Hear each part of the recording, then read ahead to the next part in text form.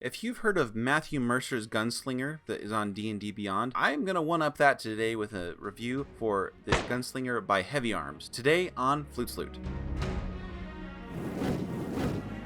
Heavyarms is an independent third-party publisher of D&D 5th edition content, and his Gunslinger is debatably the thing he's most famous for other than his Armorer's Handbook. So I want to give you just an overview of what this PDF includes, which is a class, better mechanics for firearms in 5th edition, and some feats that are specific to it, among some other things like some math of how this is actually balanced out compares to other 5th edition classes. At first level, you get two features, Deadeye and Bad Medicine. Deadeye rewards you for continuously taking shots in combat, because every time you hit someone with your firearms, your crit range goes down by 1, and the most you can reduce it to is 16. So if I hit someone with an attack, my crit range goes down to 19. And then if I fire again, it goes down to 18. But then if I miss, it goes back to normal again, so it resets. This feels really great playing the Gunslinger because you are expanding your critical hit range, and critical hits are fun. Not only that, but there's some features later on that you might be able to add extra damage to your critical hits. In fact, you get it right away, because with Bad Medicine, you get an extra die from your firearm damage when you score a critical hit.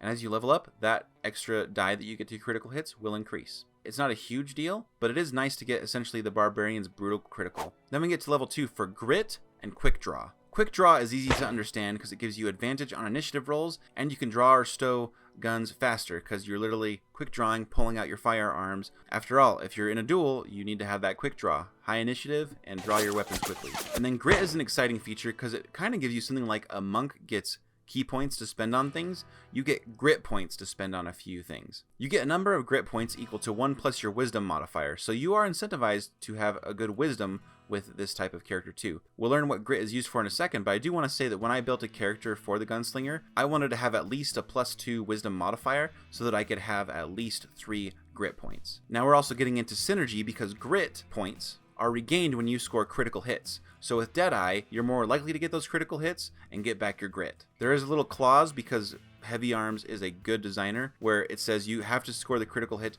against a hostile creature, so you can't just fire at some ant on the ground, score a critical hit, and get your grit back. That's kind of a subtle little wording he put in there, and I think I see what he's going for there. And grit recharges on a short rest. So what do you do with it? There's 4 options: Buck Up, Bullet Time, Covering Fire, and Dodge Roll. Buck Up is a bonus action, roll your hit dice to heal yourself. Bullet Time is like your Neo, you're slowing down time a little bit to give someone disadvantage on their ranged attack against you. I picture if you're a gunslinger, you're probably hiding behind a rock or something, taking cover, taking shots, so being able to give someone disadvantage as well is going to make you very difficult to hit from range. Covering Fire allows you to use your reaction to impose disadvantage on an attack of someone getting attacked other than you within 60 feet. So you don't make an attack, but the flavor is that you're putting down bullet fire or making a threat against enemies to give them disadvantage as they try to avoid getting hit by you. You're covering them, covering fire. And then Dodge Roll is a bonus action to move 10 feet without provoking opportunity attacks. So if someone's up in your grill, you could use Dodge Roll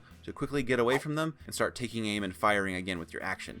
At level 3, you'll get a subclass, but let me just quickly talk about level 5, where you get extra attack, as a normal martial class does, but you also get lock and load so that you can load and reload your firearms faster. And then beyond level 5, I really like the features that you get as the Gunslinger. They keep synergizing together with your core features, and they just feel fun and thematic. Plus they all fit on one page. The class itself fits on one page, other than the subclasses and like the supplemental stuff, which is pretty impressive. If you don't know, Heavyarms is kind of famous for avoiding the fluff and letting the title of his features speak for themselves based on the mechanics.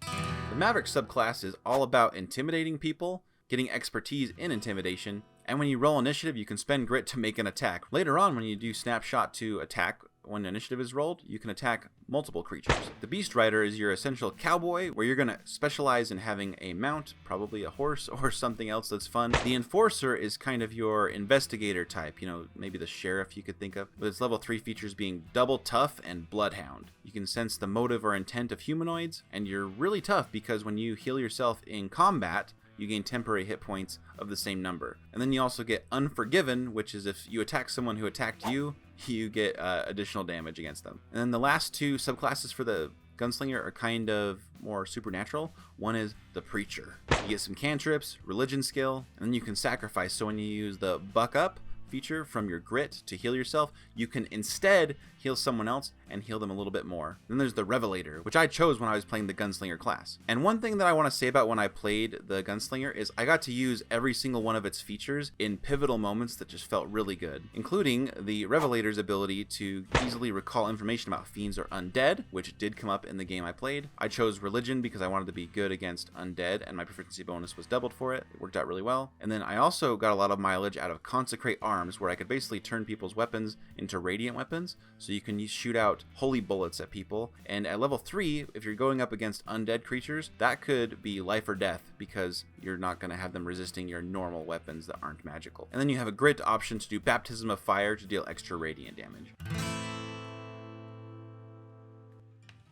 Heavy Arms includes excellent rules for new firearm properties that I vastly prefer over what's in the Dungeon Master's Guide. There are also special bullets, including incendiary bullets that can light enemies on fire. The feats are really top-notch, including one that can be a bit of a replacement for what would be Crossbow Expert for the usual martial character, allowing you to weaponize your bonus action. I want to point out how good these firearm rules are, because they make you really have a difference between the different kind of firearms you're going for, whether how well they load, their range, if they have a kick to them, if they're loud, how many shots they can carry at once, if it's two-handed, if it can be concealed. Really dynamic, very cool. He even throws in some ideas for magic items that would be cool for a gunslinger to use. And because Heavy Arms is also famous for his Armorer's Handbook, he does give some cross-pollinating ideas between that book so that you can upgrade your firearms and armor based on it being a gunslinger. There's some other goodies in this PDF, but this class is really well done, it's easy to understand, and it's not very long. I really appreciate how Heavy makes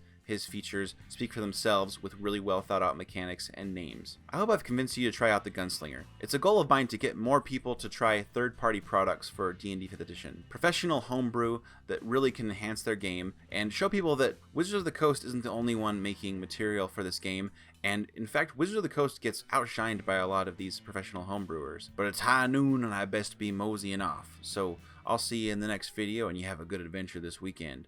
Bye bye now.